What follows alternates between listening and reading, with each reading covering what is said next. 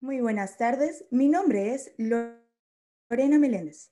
Sean todos bienvenidos a la presentación del libro Después de la tempestad llega la calma, en el Salón Isis Tejera, también por la transmisión en vivo por YouTube. Esta actividad durará 30 minutos. Pónganse cómodos y disfruten, y recuerden que los micrófonos y los mensajes solo se habilitarán por parte del equipo técnico cuando sea necesario. En la parte de abajo encontrarán un icono de preguntas y respuestas. Cuando sea el momento podrán realizar cualquier duda que se les presente. No olvides que tienes dos modalidades de poder visitar nuestros stands. La primera es a través de nuestra plataforma 3D y también lo puedes hacer de manera directa buscando la sección de stands en nuestro menú. Sin más, cedo la palabra al moderador. Muy buenas tardes para todos. Sean bienvenidos a la presentación del libro de la doctora Marta Fonseca, Después de la tempestad llega la calma. Esta actividad se desarrolla en el marco de la Feria Internacional del Libro de Panamá, una actividad más del programa cultural, esta vez en su edición virtual. Doctora Marta, bienvenida a este espacio. Será la continuidad de la presentación para quienes nos acompañaron el día de ayer del libro La UCI Cuidados Intensivos para el Amor. Hemos querido vincular estas dos presentaciones de parte de la Librería San Pablo para dar importancia a una gran colección de nuestro catálogo, la colección Renacer. La doctora Marta es especialista en bioética, odontóloga de profesión y especialista en el estudio del tema del inconsciente. Doctora Marta, bienvenida y estaremos para compartir y aprender en este espacio. Gracias a todos quienes nos acompañan. Muchas gracias, Guillermo. De verdad quiero agradecer a Guillermo en particular y a la editorial también por abrir este espacio en la Feria Internacional del Libro de Panamá. Estoy encantada de participar en ella. Y como Guillermo nos comentaba, esta obra hace parte de esta colección Renacer de la editorial San Pablo. Pero quisiera además agregarle otro ingrediente a esto, es que dentro de esa colección Renacer ha ido naciendo y ha ido creciendo y fortaleciéndose también un enfoque desde una disciplina que es más bien joven y que nos da una serie de herramientas para poder comprender y analizar distintas situaciones, que es la psicogenealogía. Y ustedes se preguntarán, pero ¿cómo una odontóloga termina escribiendo desde la psicogenealogía?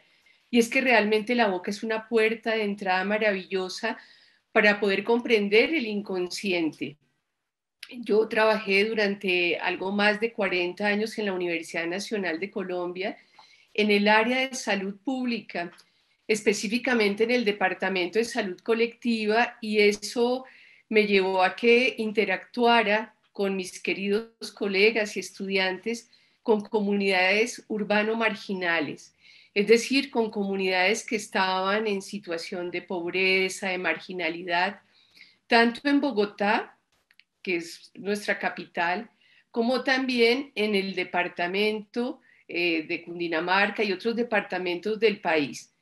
Tuvimos oportunidad de trabajar entonces con comunidades campesinas, con comunidades indígenas, y algo que yo veía en la Universidad Nacional era el interés de todos los grupos de investigación por explorar como las razones, las causas y posibles soluciones a nuestro conflicto.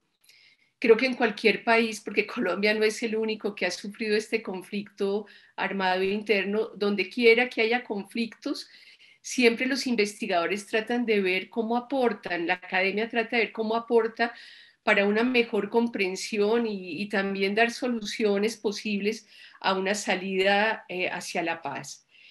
Entonces, viendo un poco ese sufrimiento, esa afectación por ese conflicto armado interno de muchos de estos colombianos, pero también viendo su gran capacidad de resiliencia, cómo lograban sobrevivir en medio de esta situación y todas las estrategias también de resistencia a los diferentes actores armados, yo dije la psicogenealogía en lo que me había venido formando, que había explorado, pues dije yo, puede ser una herramienta valiosísima para poder comprender por qué generación tras generación repetimos el conflicto.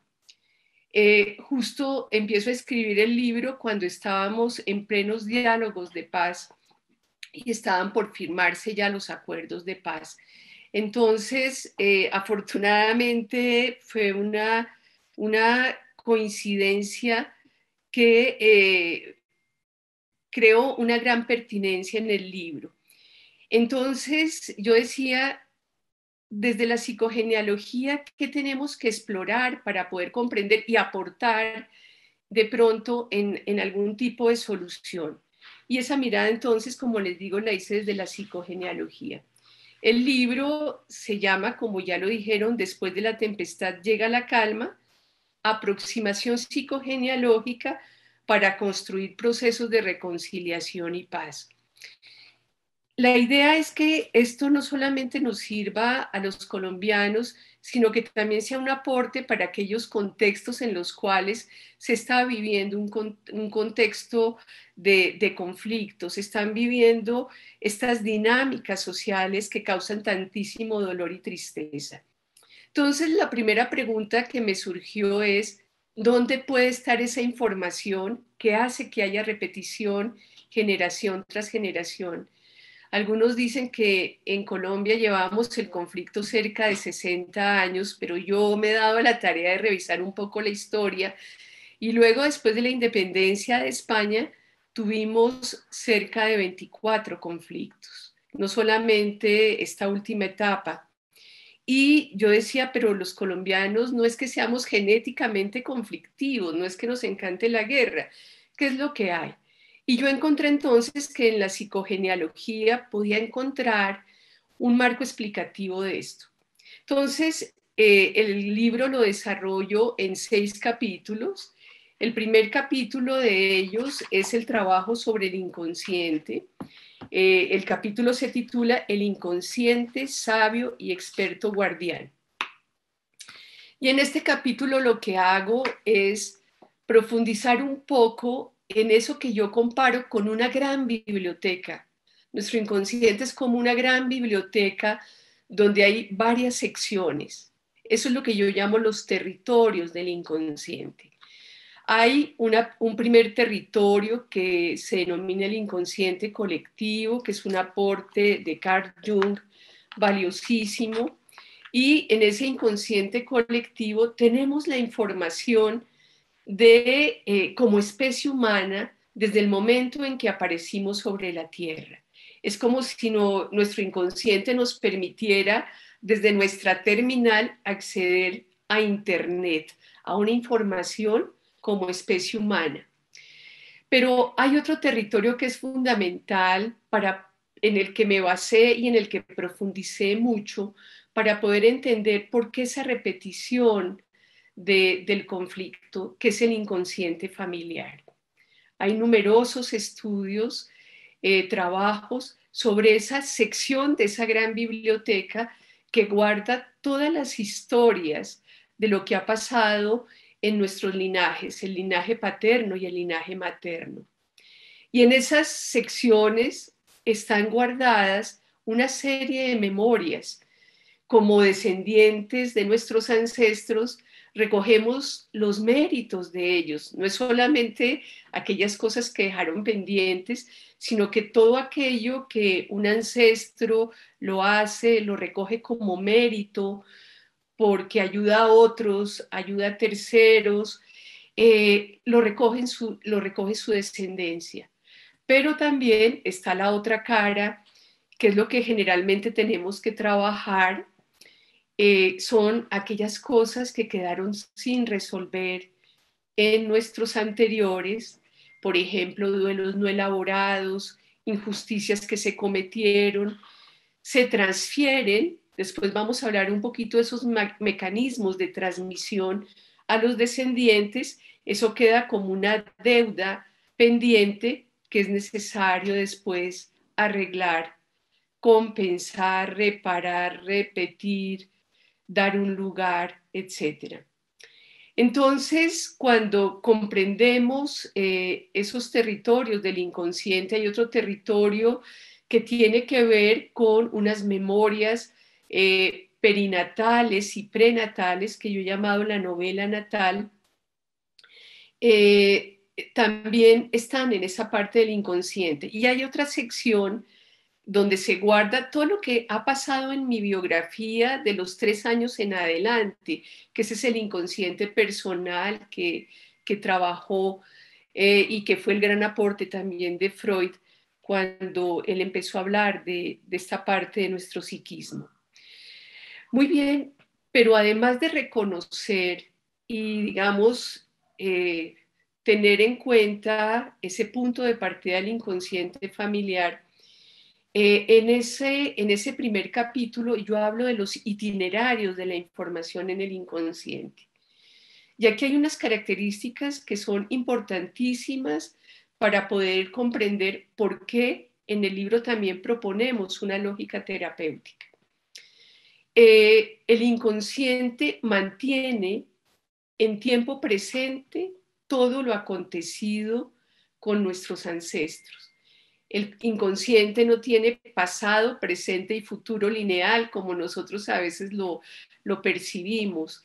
El inconsciente tiene el tiempo circular. Entonces el inconsciente, eso que le pasó, por ejemplo, a mi tatarabuelo, si ustedes recuerdan la película Coco, Miguel viene con una afición, casi un impulso ciego por la música en contra de su familia que trabajaba el cuero y de zapateros, viene a sacar a la luz lo que había pasado con su tatarabuelo, que había sido asesinado. Y vuelve a incluir al tatarabuelo, que inclusive en la fotografía lo habían quitado la figura del tatarabuelo y lo vuelve a incluir. Es como si eso estuviera sucediendo en el momento presente. Esa es una característica del inconsciente que no la podemos olvidar. Entonces vive en tiempo presente. Es como si lo que hubiera sucedido y hubiera quedado pendiente se volviera temporal. Pero hay otra característica que es también lindísima del inconsciente, y digo lindísima porque es que nuestro inconsciente le encanta y hace que sobrevivamos. Su meta principal es nuestra supervivencia y la supervivencia de la especie. Ese es como el fin, especialmente de una parte del inconsciente que maneja nuestra biología. Se llama el inconsciente arcaico, el inconsciente biológico. Entonces, en esa supervivencia, lo que hace el inconsciente es que es cíclico. Si hubo una situación que no se resolvió en una generación, se tendrá que resolver en la siguiente. Y si no se resuelve en esa generación, serán los nietos los que resuelvan. Y si no, los bisnietos, y si no, los tataranietos. Es decir, que la situación vuelve a repetirse, y esa es la característica cíclica del inconsciente. ¿Para qué? Para que hallemos soluciones mejores a eso que pasó con nuestros anteriores, con nuestros ancestros, y que la familia, en este caso, pueda sobrevivir. Una tercera característica de este inconsciente es que es literal, no tiene sentido del humor. Es decir, yo puedo en este momento imaginar que estoy frente al abuelo, y eso lo utilizamos como un recurso terapéutico importante, y el inconsciente no distingue entre lo imaginario, lo real y lo virtual. Y esa es otra característica que utilizamos en nuestra lógica terapéutica.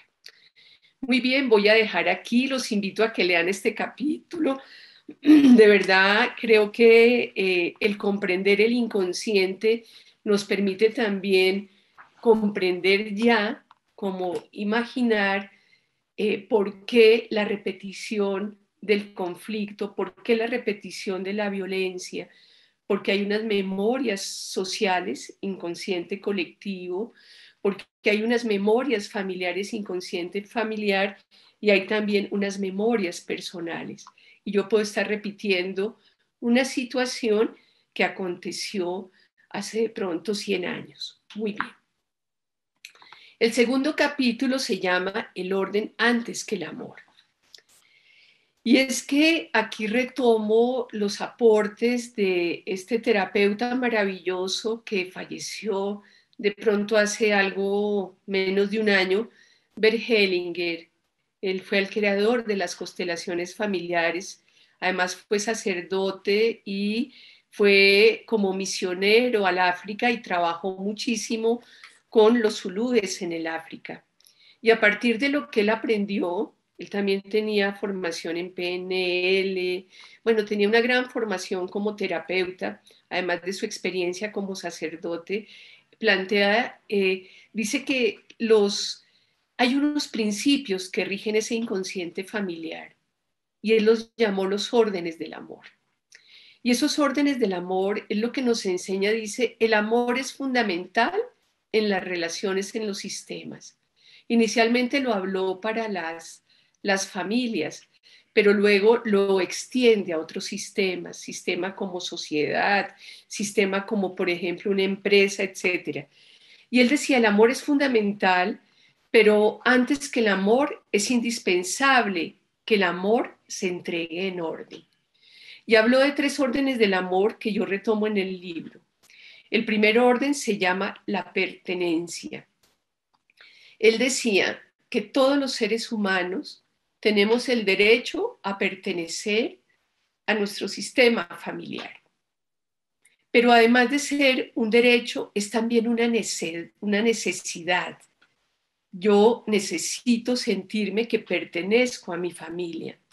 Y cuando hay exclusiones en la familia, por cualquier razón, cualesquiera que sean las razones, hay una transgresión a ese orden del amor. Porque de pronto un miembro de la familia cometió un acto que avergüenza a la familia y se le excluye, entonces se está transgrediendo ese primer orden del amor, que es la pertenencia.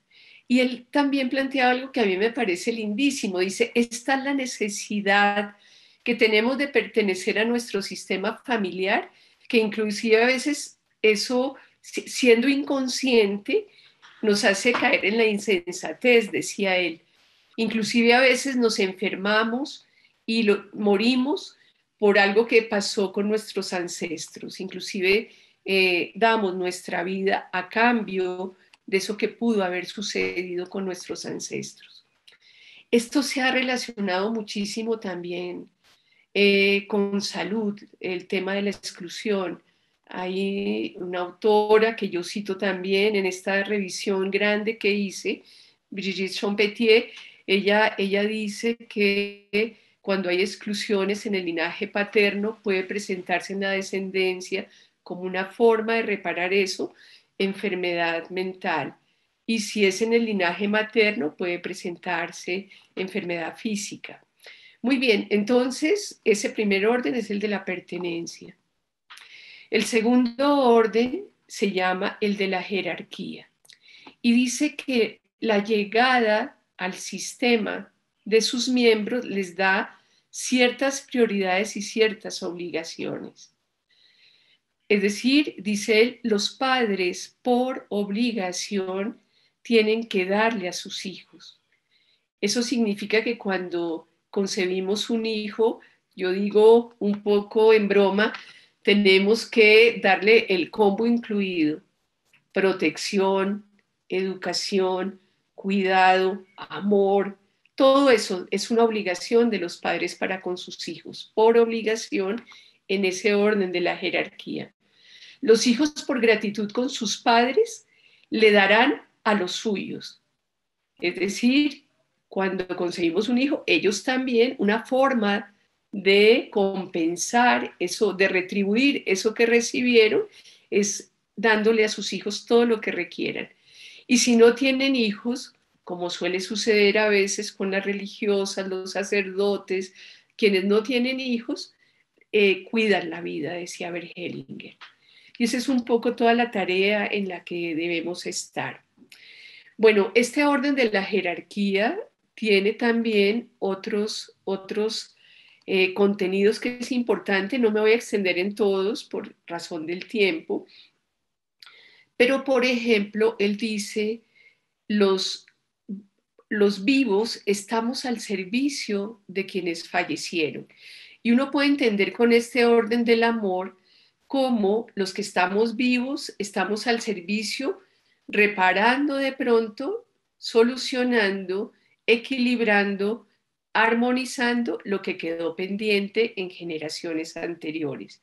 Los vivos estamos al servicio de los muertos. Miguel en Coco estaba al servicio de su tatarabuelo que había sido asesinado.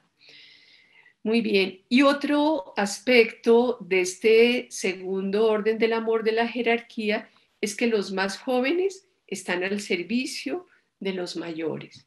Es decir, mi madre tiene 91 años y yo estoy al servicio de lo que pudo haber pasado y dejan pendientes papá y mamá. Muy bien, entonces quiero dejar ahí este orden de la jerarquía y quiero referirme al tercer orden que se llama la necesidad del equilibrio entre el dar y el recibir. Bert Hellinger dice que todos los sistemas, cualesquiera que sean, pensemos en sistemas más complejos como la sociedad, el sistema que es la familia, una empresa pudiera ser, todos los sistemas tienen que tener un equilibrio entre el dar y el recibir. Esto hace que se construyan relaciones sanas en cualquier tipo de vínculos que se puedan crear o generar. Y voy a hablar entonces del tercer capítulo, se llama lo social, lo familiar y lo personal, ámbitos inseparables. Y aquí quisiera decir algo como una premisa. Es que el sistema familiar no está en una burbujita aislado. El sistema familiar hace parte de sistemas más complejos, hace parte de una sociedad. Y nosotros hacemos parte de la familia y de ese contexto social y cultural. Sin embargo, a pesar de que el contexto tiene una profunda influencia sobre las dinámicas familiares, las familias transitan de manera particular, eso se llama la singularidad, las diferentes situaciones que se viven en sociedad. Eso significa que, por ejemplo, ahorita que estamos viviendo esta pandemia, que ha afectado no solamente a algunos países, sino que ya es una pandemia que nos afecta planetariamente y como seres humanos, está la pandemia, pero cada familia lo transita y lo vive de una manera distinta. Eso es lo que se llama la singularidad. Entonces, en este capítulo, yo trabajo 6 categorías, propongo 6 categorías que son como 6 anteojos, 6 lentes para poder desde la psicogenealogía explorar, explicar, por un lado, las causas de esa repetición de la violencia en el contexto nuestro, como les digo, serviría para otros contextos donde también haya conflicto, pero también para poder hacer propuestas de cómo poder elaborar eso que está en ese inconsciente y que luego lleva a la repetición. En esas categorías se abordan y se analizan desde la dimensión social, por ese motivo que les explicaba ahorita, desde la dimensión familiar y desde la dimensión personal o individual. Son 6 categorías, los invito a que las lean. Hay una que trabajé, pues todas las trabajé de verdad, espero con profundidad, pero hay una que exploré muchísimo que se llama la injusticia. Voy a mencionar de pronto solo 2 de ellas. La injusticia tiene como varios bracitos. Una tiene que ver con el tema de las exclusiones. Está la exclusión social y en nuestros países, en América Latina, de pronto la excepción, yo estaba revisando alguna literatura, algunos datos, puede ser Uruguay que empieza a tener unos indicadores de equidad mejores que muchos de nuestros países de América Latina. Y la exclusión se produce tanto en la esfera social como en la esfera económica. Grandes capas de población que de pronto no logran acceder a los recursos básicos, grandes capas de población, y ahorita con esta pandemia en el tiempo ya se empieza a ver una crisis de pequeñas empresas que han quebrado, de los indicadores de desempleo que aumentan. Eso genera exclusión, digamos que en ese ámbito social. Pero resulta que lo que sabemos es que la familia reproduce lo que lo que está sucediendo en el contexto social. Hay una reproducción. Si hay, por ejemplo, capas privilegiadas en el contexto social, en la familia encontramos que hay miembros de la familia que son privilegiados y otros que de pronto son excluidos. Entonces, el tema de la exclusión es uno de los brazos de esta categoría de la injusticia y tiene un componente social, un componente familiar y también un componente personal, que es, por ejemplo, la autoexclusión. A veces yo me autoexcluyo de mi familia. ¿Por qué? Porque siento vergüenza por algo que hice y no, digamos, niego totalmente cualquier vínculo con mi familia, o porque me avergüenza de mi familia y por el contrario me siento mejor que ella y me aíslo de la familia. Entonces, fíjense ustedes, social, familiar y personal. Un segundo brazo de esta categoría de la injusticia tiene que ver con el no respeto a las leyes de la vida. Ese no respeto a las leyes de la vida es, pues, en Colombia los indicadores, algunos años de homicidios como consecuencia del conflicto fueron altísimos, altísimos. Esto tendió a mejorar con los diálogos de paz, con los acuerdos de paz. Las estadísticas nos lo muestran claramente. Sin embargo, tristemente parece como si estuviéramos retrocediendo. Esperemos que ese proceso naciente, imperfecto de paz, realmente pueda, con la ayuda de todos los colombianos, fortalecerse y salir adelante. Entonces, el otro brazo que tiene la injusticia es el no respeto a las leyes de la vida. Y aquí quisiera anotar algo. No es solamente la vida humana, es la vida en general. Hay zonas enormes, territorios enormes de Colombia que sufrieron, por ejemplo, por atentados a los oleoductos, derrames de petróleo con un impacto muy grande sobre la flora, la fauna. Entonces aquí miramos esa vida, como nos invita el Papa Francisco, como esa casa común, donde la vida humana es un hilo pues seguramente importantísimo, claro está, pero no es el único hilo de un tejido de la vida, de esta creación que tenemos que cuidar. Entonces, ahí ese no respeto a las leyes de la vida está dentro de esa categoría de la injusticia. Y un tercer bracito de esa categoría de la injusticia la llamo el desequilibrio en los intercambios. Dentro del desequilibrio en los intercambios abordo el tema de la corrupción y la impunidad, que eso no es un mal solamente de nuestros países del tercer mundo, también en los países del primer mundo se ve esto. Abordo también el tema de la pobreza, de esa marginalidad de grandes capas de población. Entonces, ese desequilibrio en los intercambios hace parte de esa categoría, esa gran categoría de la injusticia. Otra categoría que abordo dentro del libro, ya les comenté que son 6, es los secretos. Siempre que hay un conflicto armado, no estamos seguros de que los actores involucrados nos estén diciendo la verdad. Eso sucede en todas las guerras, en todos los conflictos armados. Entonces, hay cosas en que no se respetaron las leyes de la vida, en que hubo homicidios, en que se produjeron desplazamientos forzados, masacres, etc. Y creo que eso se guarda en el secreto. Los secretos en psicogenealogía tienen una serie de implicaciones, una serie de consecuencias sobre los descendientes de quienes guardan esos secretos. Cuando hay secretos, por ejemplo, la comunicación familiar pierde su autenticidad.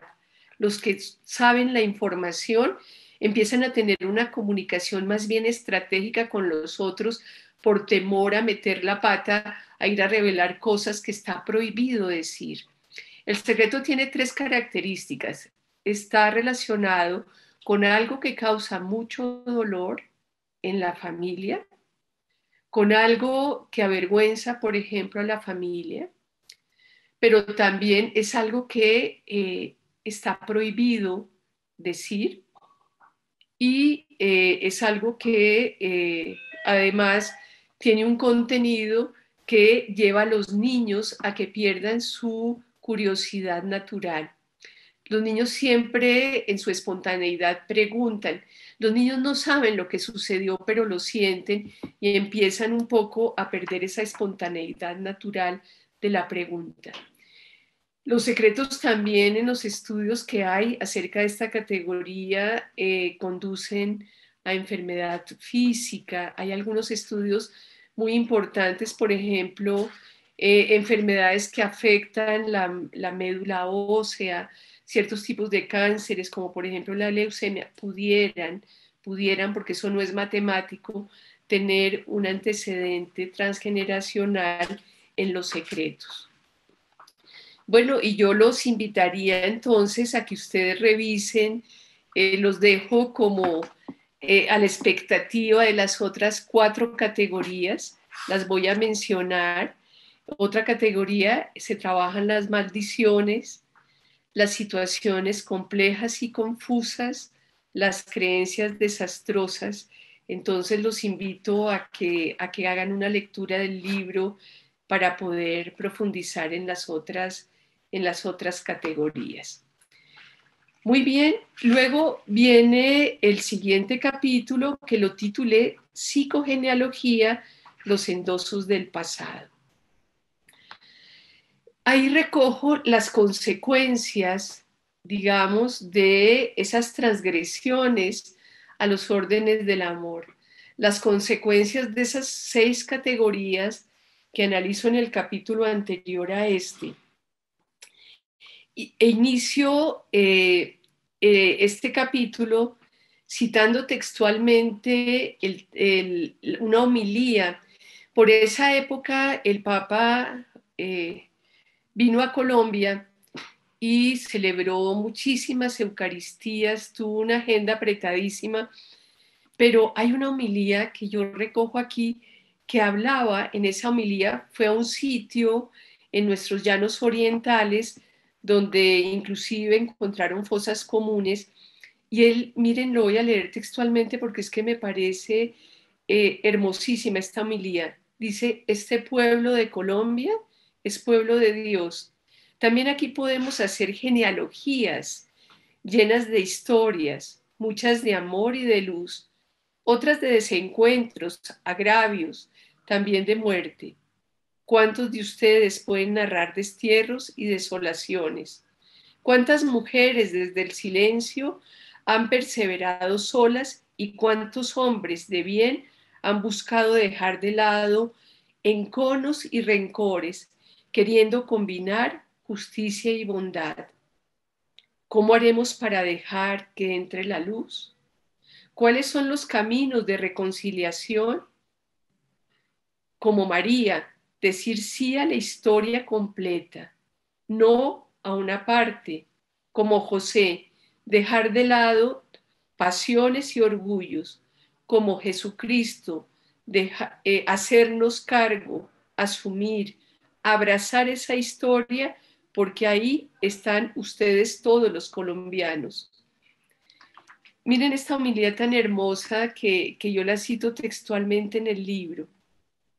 Y es eso, cuando miramos qué consecuencias puede tener todo esto que analizábamos anteriormente, lo que sabemos hoy desde la psicogenealogía es que aquellas cosas que quedaron sin resolver en el inconsciente, recuerden ustedes que queda en un eterno presente eso que pasó, y un descendiente va a tener que resolverlo. Hay un mecanismo que se trabaja desde la psicología de la profundidad que se llama la transferencia. Es como si yo le pasara, le diera el relevo a un descendiente para que venga a solucionar eso que quedó sin solucionar. Entonces, ¿qué puede suceder? Que haya un descendiente que repita la historia. La idea sería sanar eso en nuestros inconscientes para que la historia no se siga repitiendo generación tras generación.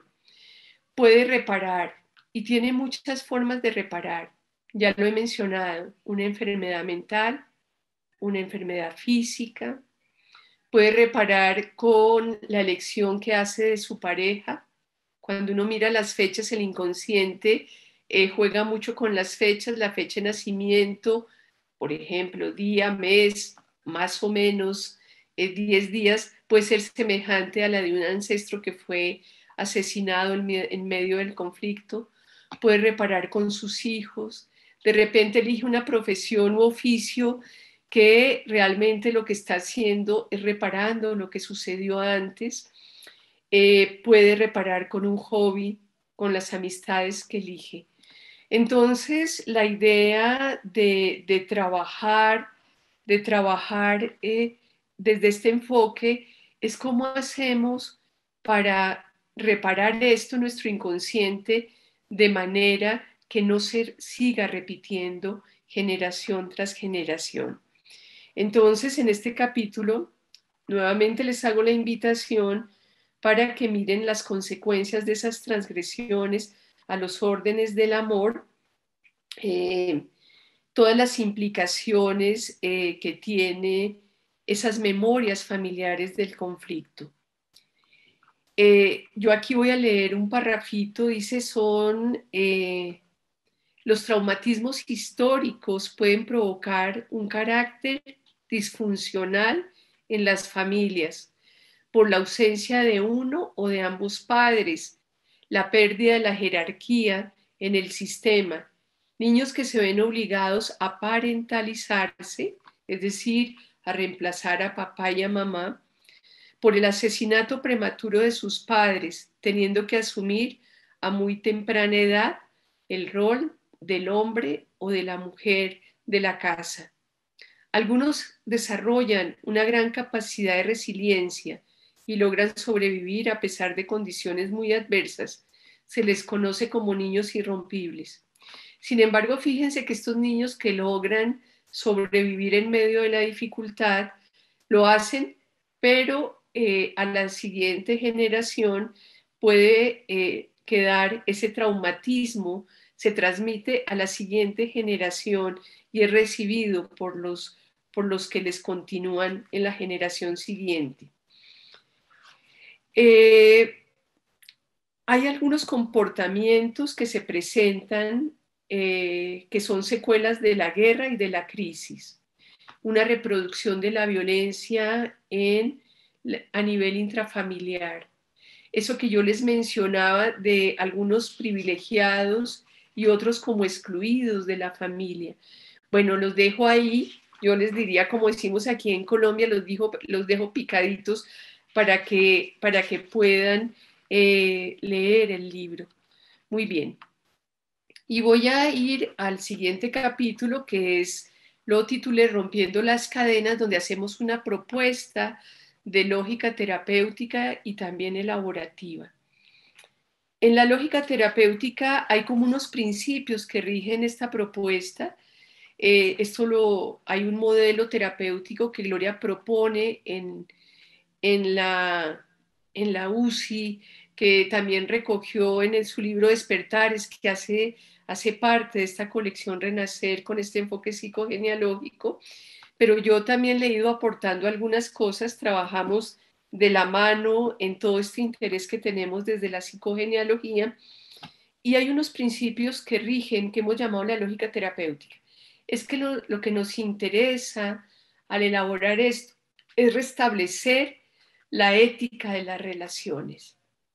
Nos interesa también restablecer los mecanismos de reparación de esto que sucedió. Nos interesa, digamos, que las personas transiten de su triángulo dramático a su triángulo consciente, y lo voy a explicar muy brevemente. Es decir, es necesario reconocer que hay víctimas del conflicto, que hay verdugos, que hay salvadores. El triángulo dramático, encontramos estos tres tipos de personalidades o de arquetipos, se llaman así. Sin embargo, lo importante es no quedarnos aquí, sino transitar algo que yo le he puesto el nombre. El primero, triángulo dramático, el nombre lo colocó un terapeuta de análisis transaccional, Stephen Karman, pero este del triángulo consciente se lo puse yo, y tiene también tres personalidades, que son el guerrero, que son el mercader y que son el sacerdote o el alquimista. En el triángulo consciente, esos tres arquetipos hacen que miremos la crisis como, claro, con esa cara dolorosa, innegable, esa cara triste, esa cara que de pronto produjo muerte, produjo desolación, pero la idea es reconocer eso, pero no quedarnos ahí, sino que tratemos de transitar, de migrar al triángulo consciente para que saquemos esos recursos internos y poder elaborar eso que fue tan doloroso, eso que nos causó tantísima tristeza y desolación. Entonces está esa lógica de elaboración, y en esa lógica las terapias que hemos construido, que hemos validado además, el primer momento de esas terapias es reconocer lo que me pasó. Reconocer esas situaciones no es la negación, es el reconocimiento. Reconocer también las emociones que tuve, que experimenté y que seguramente están presentes aún.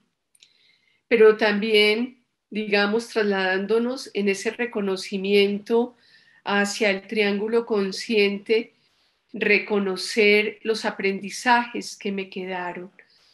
Como un país que ha vivido este conflicto y como muchos países que vivieron situaciones medianamente parecidas, siempre la idea es la no repetición. Y la no repetición se da cuando yo pongo en términos de aprendizaje todas esas situaciones, todo lo que sucedió. Una de las características, entonces llamamos reconocimiento, pero pasamos al aprendizaje y ya estamos en el triángulo consciente.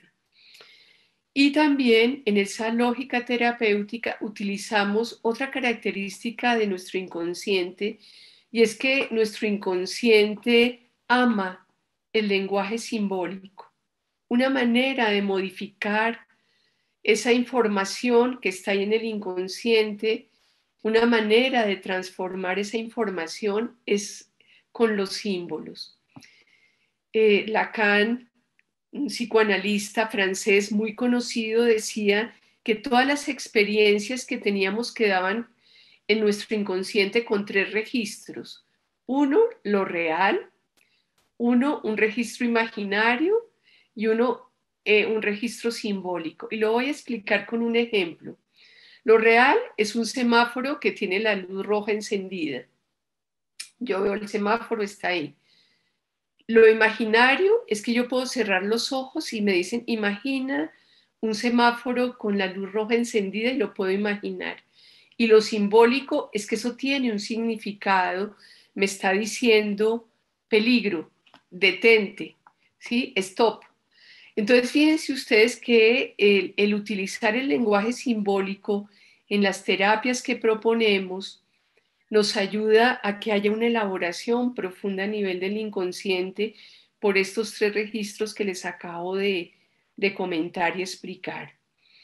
Entonces, reconocer, aceptar, reconocer los aprendizajes, utilizar recursos que tengan ese lenguaje simbólico para nuestro inconsciente, pero también instalamos la información mediante algo que llamamos los guiones reparadores, que durante la sesión terapéutica hacemos que nuestros consultantes o los grupos, cuando trabajamos con grupos, repitan en voz alta. La palabra crea. La palabra es como si fuera también una orden para el inconsciente. Entonces, nuestras terapias tienen también esos guiones reparadores que se repiten en voz alta.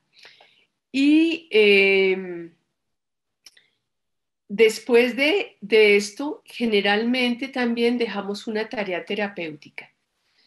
Aquí hay algo que está en esa lógica terapéutica, algo que es importante tener en cuenta.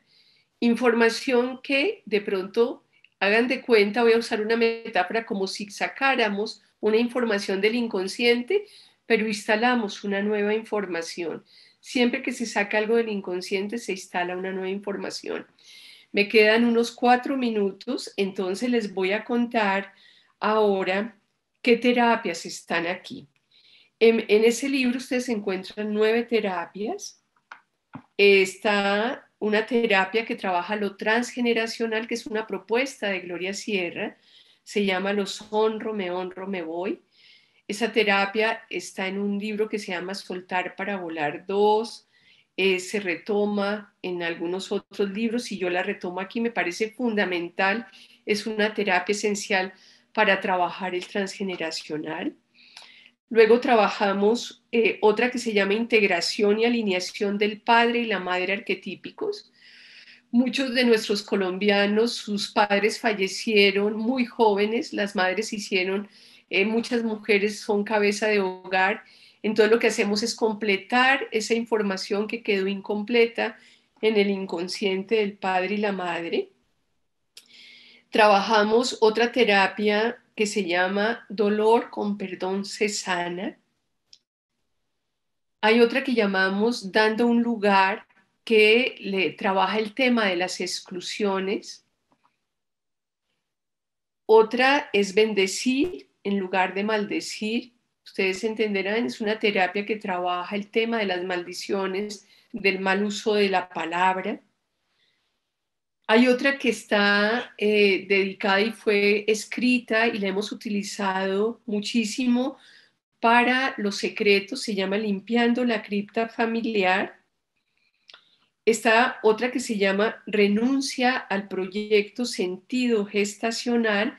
Estos niños que fueron concebidos en medio del conflicto, que nacieron en medio del conflicto, que su madre estaba embarazada en medio del conflicto y de pronto fue desplazada, se trabaja con esta terapia que se llama, como les digo, renuncia al proyecto sentido gestacional, y también tenemos una terapia de órdenes emocionales. Entonces, aquí ustedes encuentran estas 9 terapias. Aquí me dicen que tenemos 2 minutos. Muy bien. Y los invito también a que lean el último capítulo. El último capítulo está dedicado, lo llamé aproximación, a las vías de transmisión de la información psicogenealógica.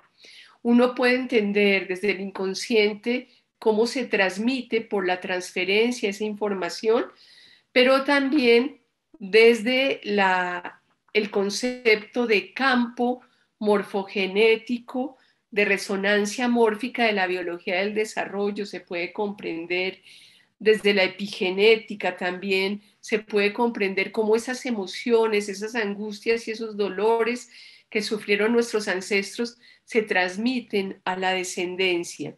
Inclusive desde la física cuántica lo podemos comprender. Quiero agradecerles el haberse conectado, los invito a que lean este libro, como les digo, y los libros que hacen parte de esta colección Renacer. Gracias, Guillermo, gracias a San Pablo por este espacio en esta importante Feria Internacional del Libro de Panamá. Un abrazo para todos. Muchas gracias, señora Marta. De esta forma concluimos el taller, la presentación del libro Después de la tempestad llega la calma. Les recuerdo que aún tenemos más actividades durante el día en nuestro programa cultural. No olvides ingresar a nuestra página www.filpanamá.org para que puedas seguir disfrutando de todas las actividades que la Feria Internacional del Libro tiene para ti. Muchas gracias por participar.